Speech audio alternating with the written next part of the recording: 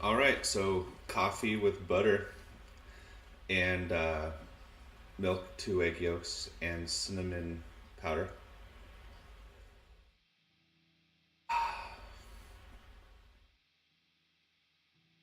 If you guys know the reference on that, you know who I'm talking about. Anyway, so today I'm going to wear my headphones. This is actually just monitoring my voice because I learned that there's a noise gate on OBS where I can have the guitar not come through and I don't have to hit mute on the microphone. So you shouldn't hear the guitar through the microphone at all, and I don't have to touch anything, so that's cool. But I want to make sure that it's not, that it's sounding good. So if anything's messed up, we'll know today.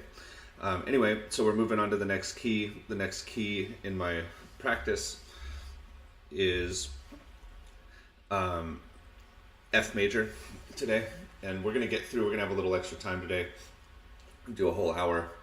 The chord progression is 1 major, 3 dominant, 6 minor, 1 dominant to the 4, 5 dominant back to the 1. This is a cool one. It's easy. Here's what it sounds like. I'm going to turn the guitar down just a little bit.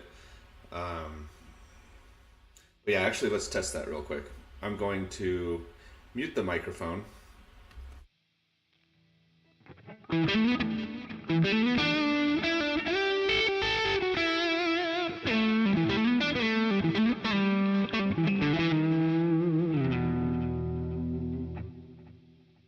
And then now with the microphone on, let's see if it picks up the guitar and if it sounds different. It should not.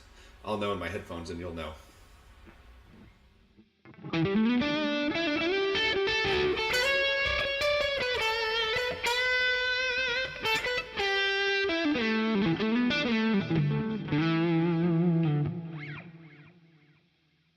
It kind of came through there, but the guitar was turned up all the way. I'm going to adjust that gate just a little bit and then we'll get started.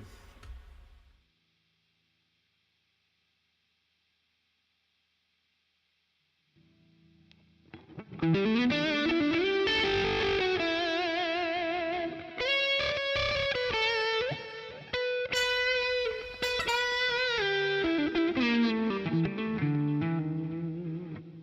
think that's pretty good.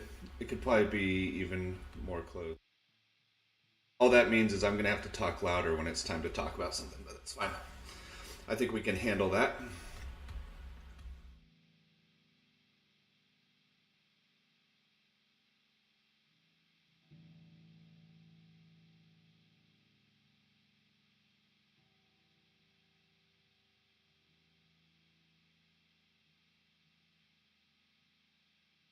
All right, so I increased the release time and the hold time on that noise gate, so hopefully my voice doesn't go in and out like I think it is.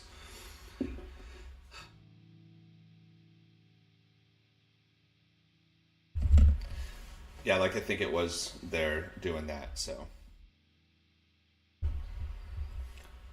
All right, well, let's just get to guitar. That's the main thing, right? Wait. So in the key of F, we're going to go. I'll play the chords big so you can hear what they sound like first.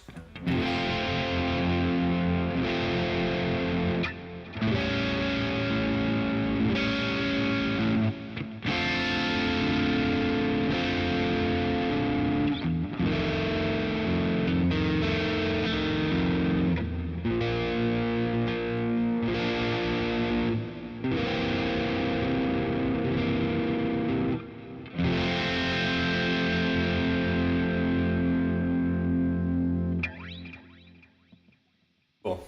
I realize I should monitor the amp too because it sounds weird to me.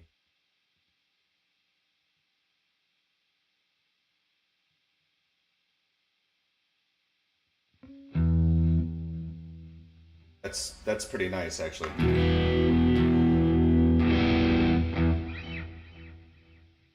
Yeah, that's cool. Right on. Maybe wearing headphones is the thing to do. All right.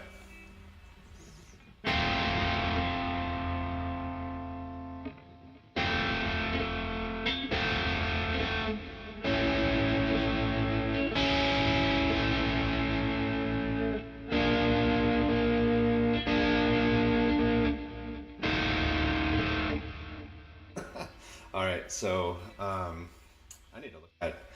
I need to still look at these when I do them. So by that.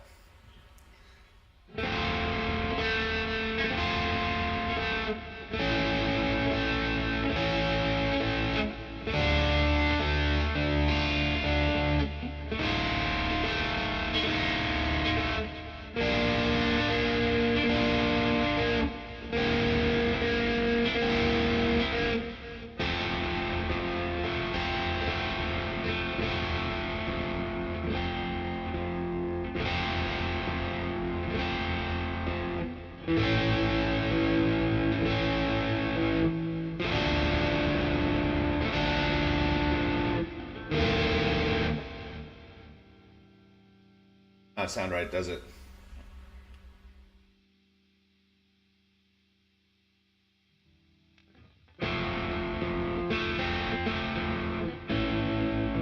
Oh, I realize what the problem is. I was playing six um,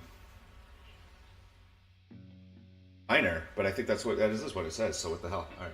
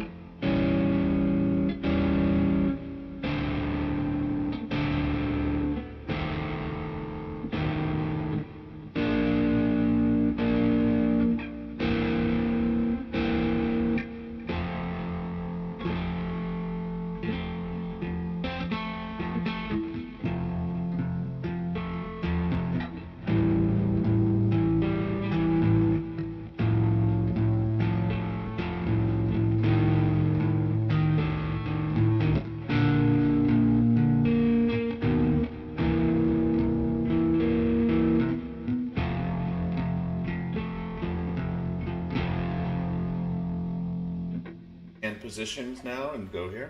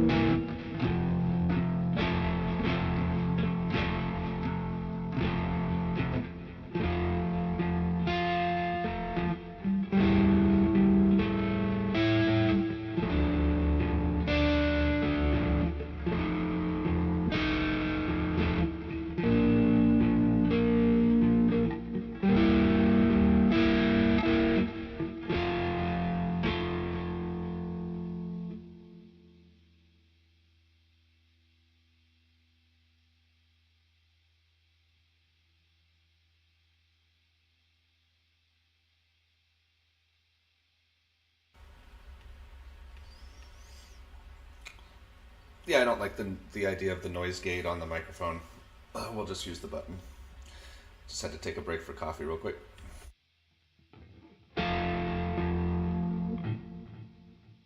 Which that means I can take these headphones off too.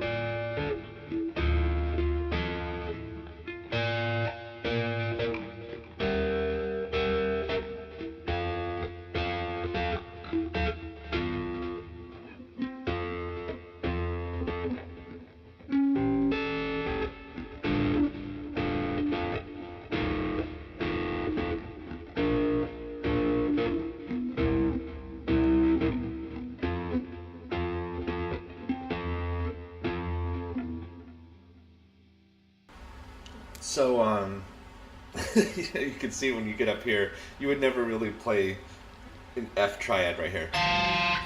And that sounds not good, does it? So let's see if we can fix my tuning real quick. I think the tuning is okay.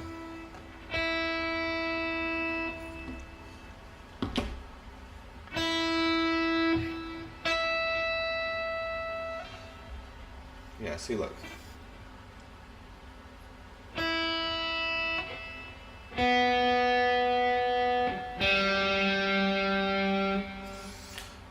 So those are coming in green and good.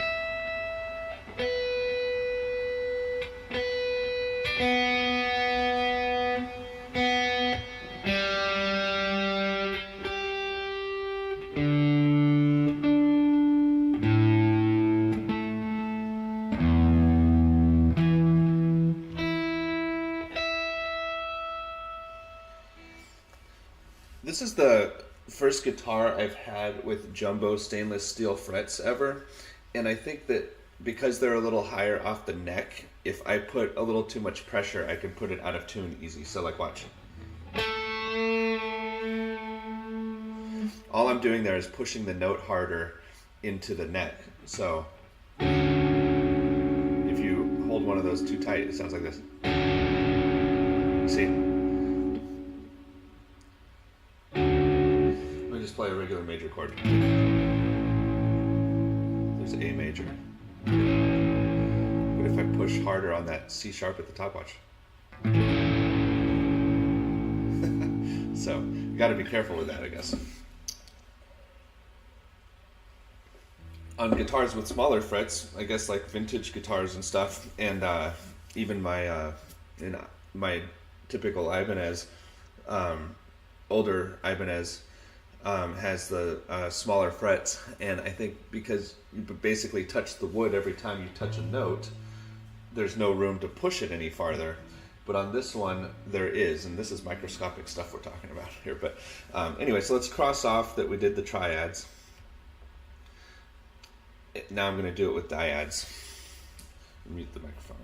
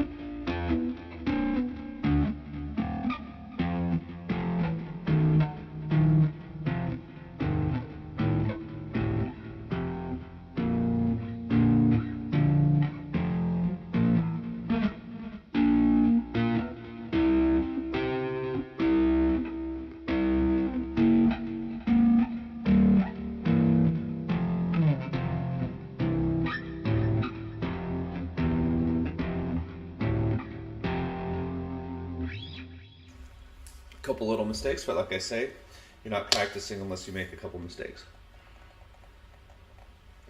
And I know that one that I play, this one, that's an E with the, excuse me, in this case an F with an E below it.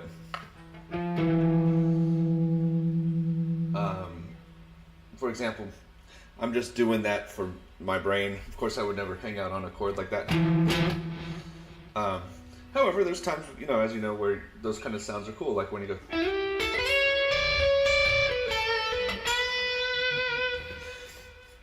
So those things are just useful to know, and they're there, and that's what I'm doing, is I'm playing all of the two-note combinations that I kind of see as I'm going. Obviously, you saw also as I worked that one, I did up the string on two strings, then I went to the other two strings and did it again, the other two strings did it again. I worked this way that time.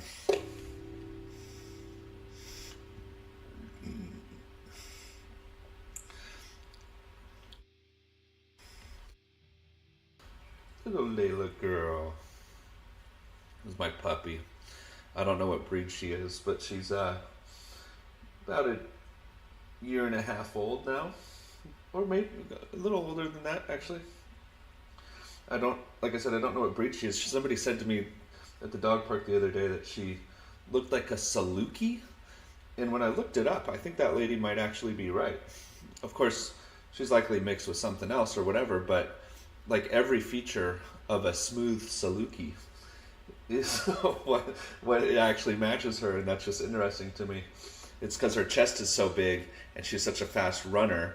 And what I learned was that while people think the Greyhound is the fastest dog in the world, that the Saluki is actually the fastest in a longer distance. So in other words, the Greyhound might be ahead, but it gives up sooner, and the Saluki wins.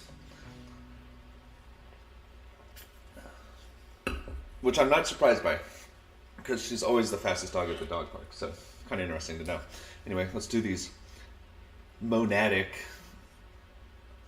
arpeggios.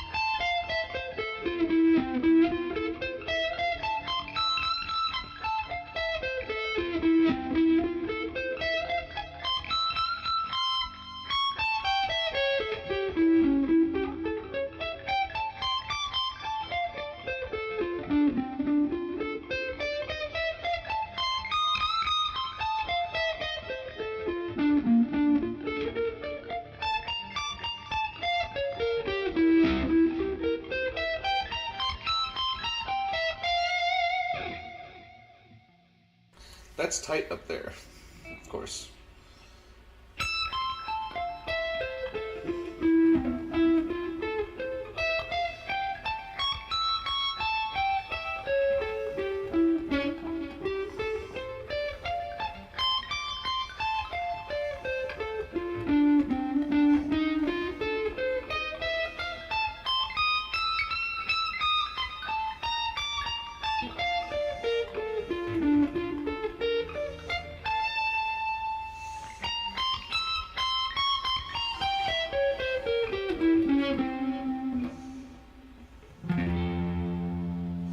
Cool.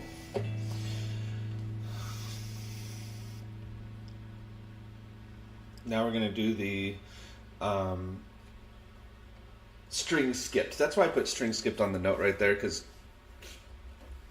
that's basically how I think of it. I mean, for practice, that's what I'm doing, is I'm just finding where I put a string in the middle. Like say I'm doing the first and the third string, and I'm just finding two note combinations with the string in between. A lot of times it's a sixth or a fifth.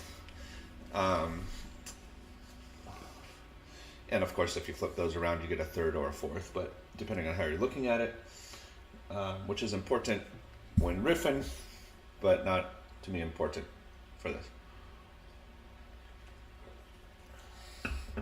Also, sevenths come up, like for example, a D with a C above it here, like that, or let me just do like this. You know, that's got a string in the middle. Sharp 4, of course, like a D and a G sharp right there would probably come up within a grip area. Anyhow, let's do that.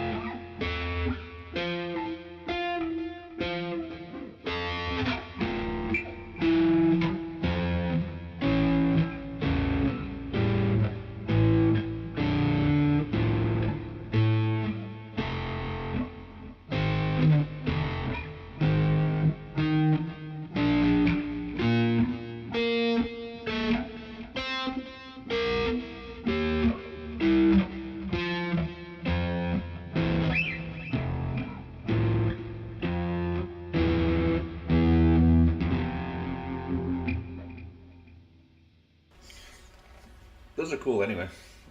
I like those things. Alright. What time is it? Okay.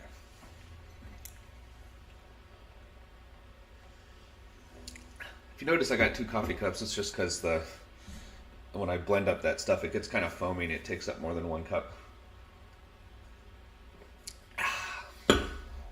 Alrighty.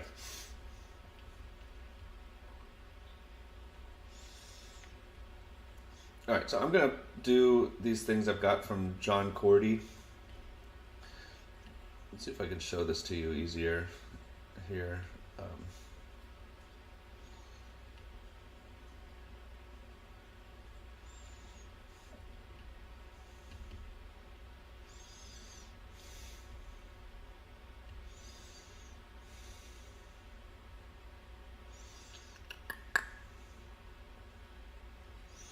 Window capture.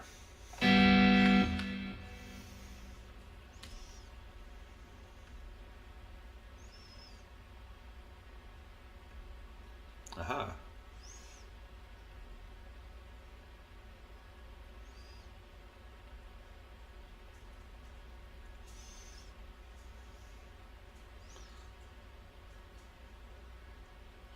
Okay, yeah, so on this one, he's just showing an isolated piece of it.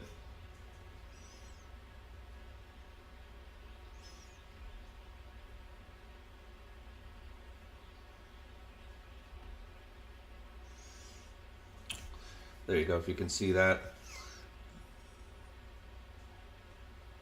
I'm going to do variations of that, starting with this one, and then I switch the strings of this so that the 3-note one, so that the 4-note one is on the low E, and then the 3-note one is on the A, for example. And then since these are ascending, these first 3 notes, then what I do is I do them descending and then flip them also. So, yeah.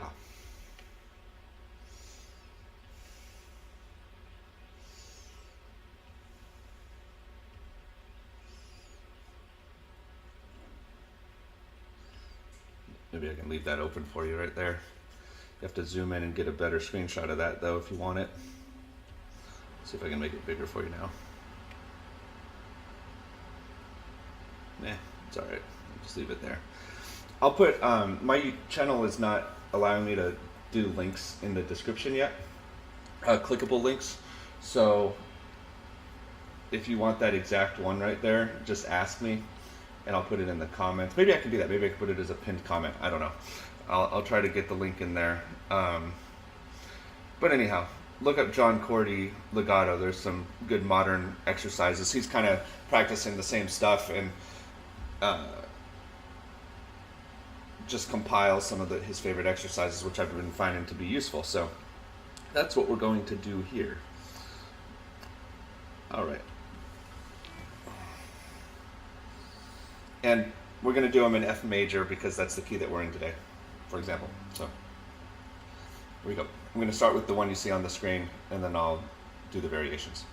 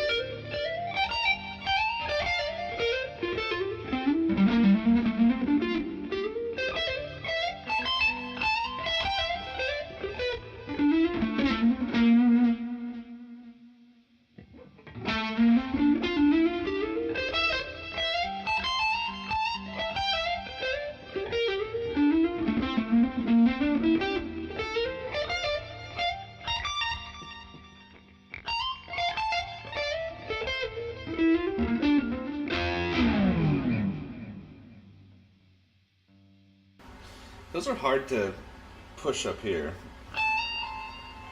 I wonder if I need like more compression or something on my, because I'm pushing, but.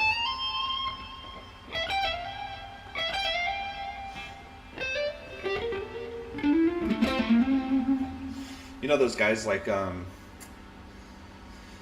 man, I just totally forgot who I was thinking of. No, that's not who I was thinking of. Is it Garced? Man, Pat Garced? Anyway, there's some amazing legato stuff out there, and I think it's Pat Garced. He never really gets as much attention as he should get, but man, like, how do you do that? Anyway, I'm incorporating this stuff into my playing, so I'm working on it. Now I'm gonna flip it around so it's gonna sound like this. When originally, like in his example there, it was. Now it's gonna go. So I'm just flipping it. It's not that much different once you start moving it around, but it's just you're thinking about it to do that many notes on the first string of the pattern.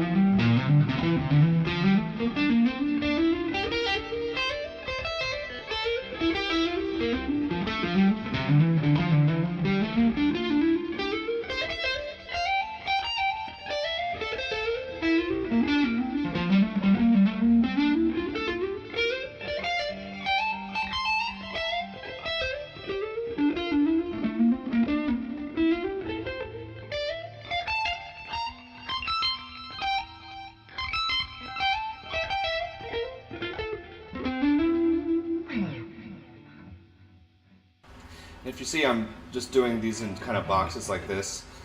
I want to start getting better at improvising using these things, so I'm going to move them around a little bit more and do that again. I'm going to kind of go diagonal instead, and then diagonal back and stuff. Let's see.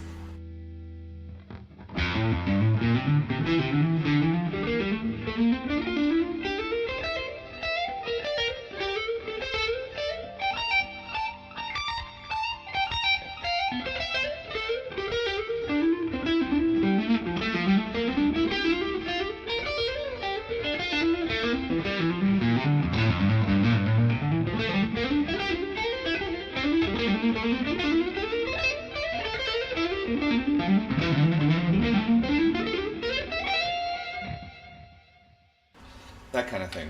So obviously picking up the speed is helpful, but making it sound good is key first. And I've been noticing that I'm a little weak on some of the hammers, and so doing that slow is kind of the only answer. So like this.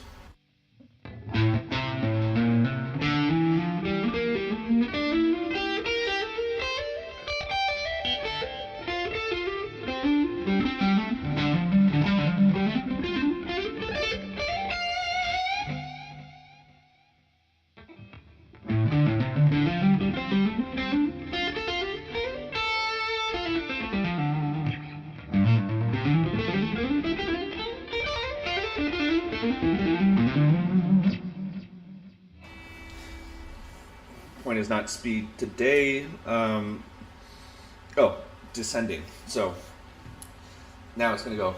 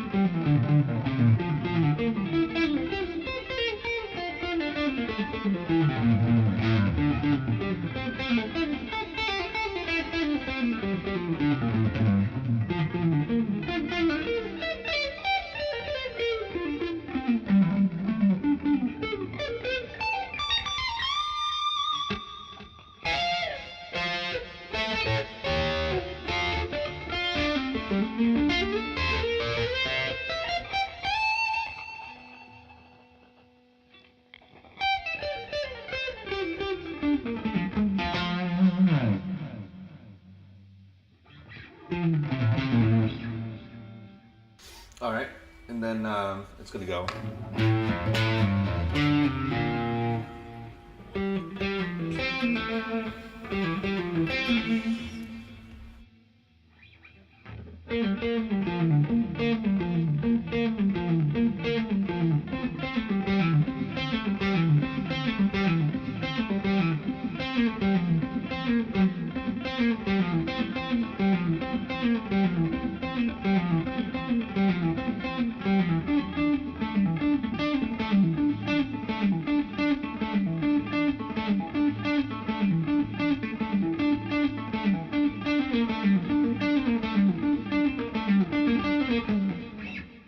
Let me point out what I'm doing there. I'm going to just stay on those two strings. I'm going to do the D and the A string and do that pattern. But instead of moving it all over the place, I'm just going to play 3-note per string patterns, but then stretch it one note so it starts leading into the next shape, and then move to the next 3-note per string grip, and then stretch it, and then squeeze it in, and then stretch it out. It's almost like putting your right foot out and then bringing your left foot forward when you're walking. Then put your right foot out, then bring your left foot forward. So it's not moving around as much, but it's harmonically cool. Check this out. I could probably pull some of these off fast in short little bursts, but I'm gonna try to move all the way up the neck, so I'm gonna go a little slower.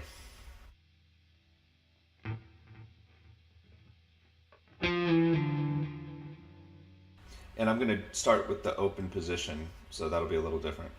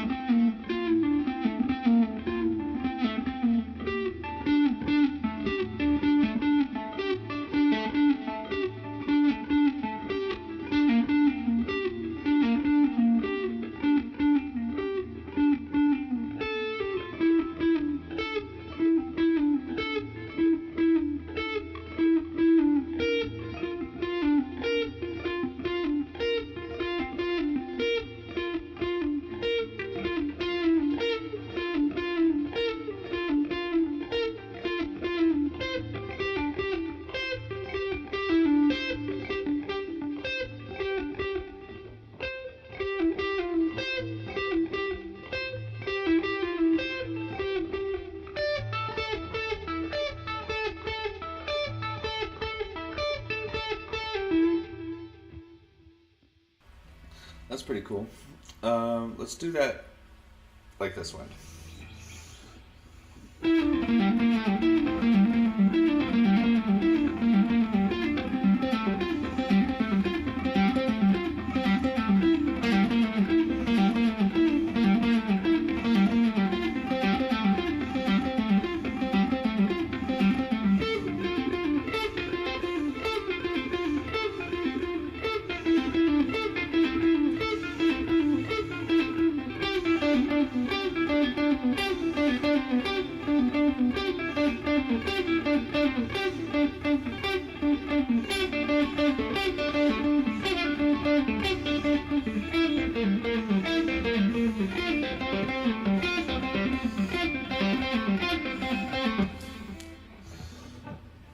start stretching those out, and then the little closed-in ones seem much easier.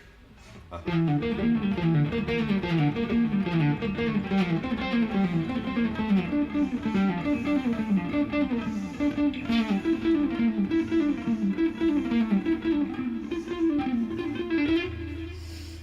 right.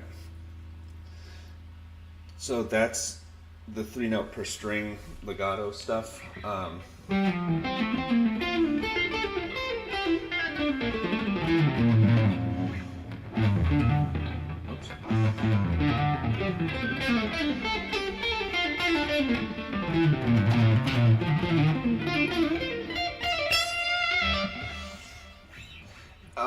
By the way, when you're doing, as you probably know, when you're doing 3-note per string, 2 strings, little patterns match if you move them up in octave shapes. So like if I did it in A, like I'm going to stick in F major, but if I did it in the 5th position, 7th position, 10th position, those octave shapes, then you can do these same patterns like this. Oops. Let's do the upside down version descending. So.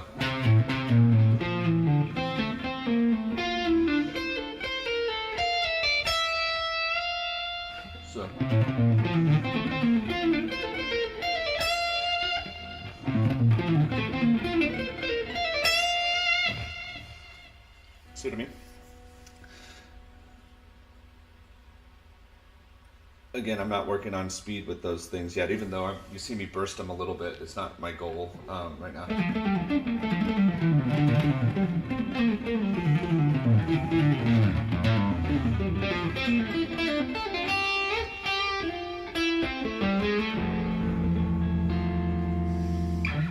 All right, let's move on.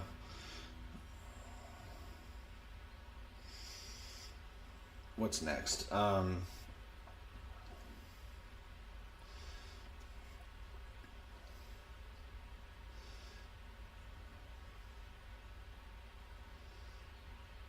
Yeah, so this one is legato number 2, or what I call it is legato number 2. Let me make sure I'm showing you the right thing here.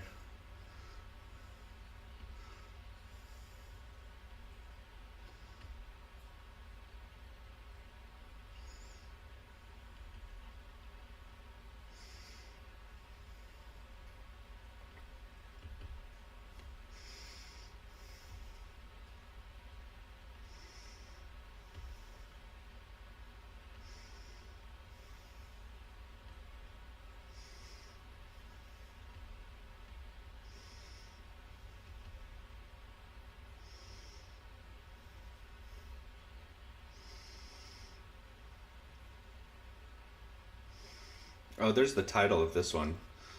This Tom Quayle concept transformed my legato lines. Okay, so he's going that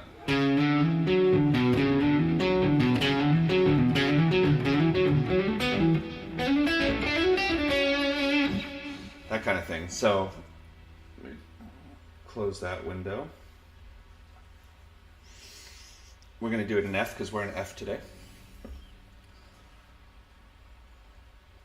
And while he does it ascending like this, I'll show you on his version there. We will also practice it going so backwards. So first F major. I like to work this one. I mean, obviously there's different ways you can do it. It's cool to do the octave jumping thing that we mentioned a second ago. Or at least the position shifting, because I don't like to actually repeat the pattern, like the notes exactly the same. I kind of like to take advantage of the fact that the guitar has those idiosyncrasies between the G and the B string, and just kind of allow that to vary the harmony. So when I think of it, especially with these bigger things like this, I'm thinking about moving it positions. Basically, when I'm going from this string to this position, it's a whole step, and then 3. So 2 frets and then 3 frets, 3 frets and then 2 frets back, and grabbing really whatever is there, to be honest. So let's start with that. what I'm going to do in this case, though, is I'm going to go.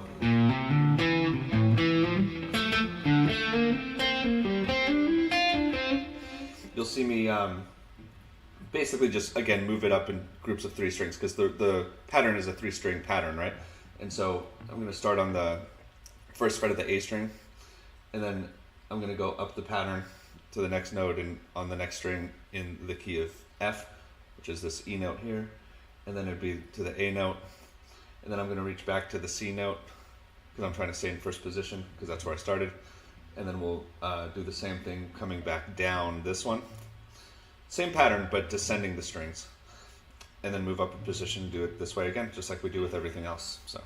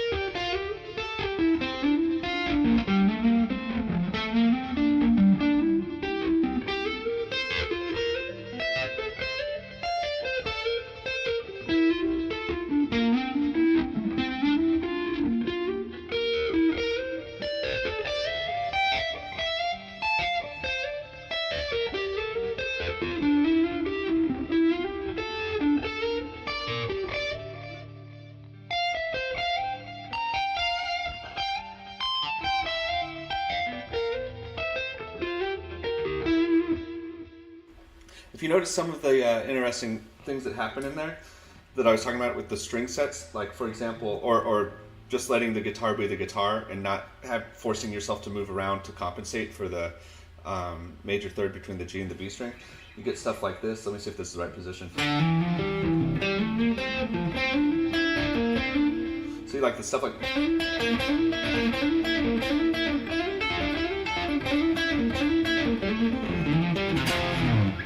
There's this one, for example, you'd want to go like this, but if you just let your finger stay where it was, like, because it was on the 5th fret of the G string when I did this one, it's your normal thing, but on this, see, it actually doubles the E, which sounds cool, so.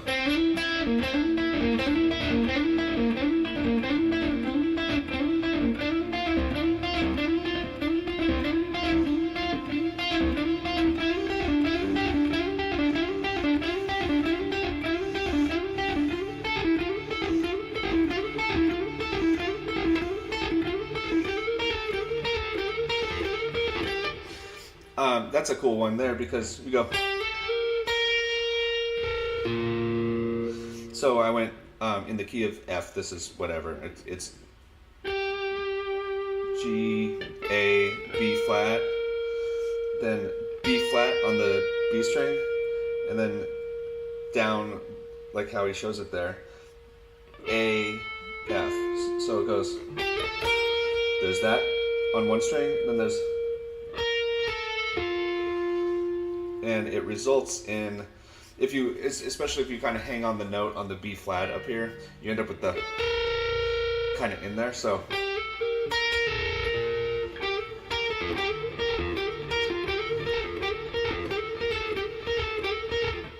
like that. So it is pretty cool, that sound, I think. So I like to work it up the G, B, and D string, because you get those little idiosyncratic things like.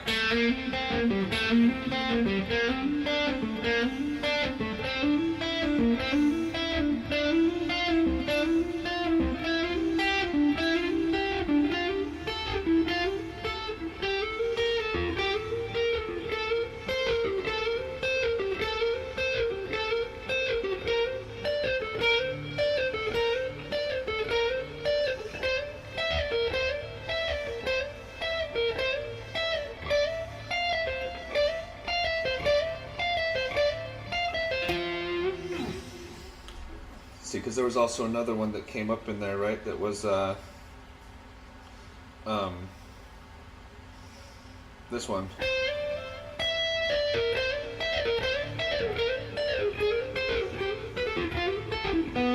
I was out of key on that shit. Okay, so let's see.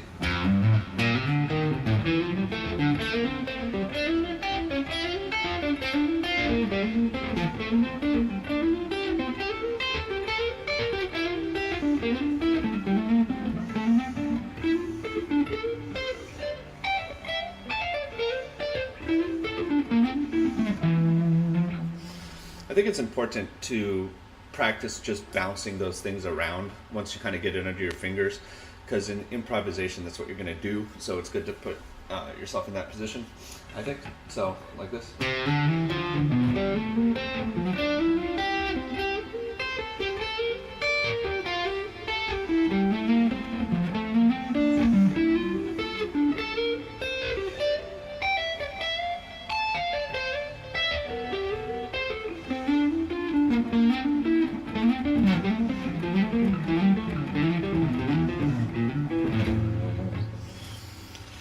Alright, so that was the ascending version. Let's do the descending version.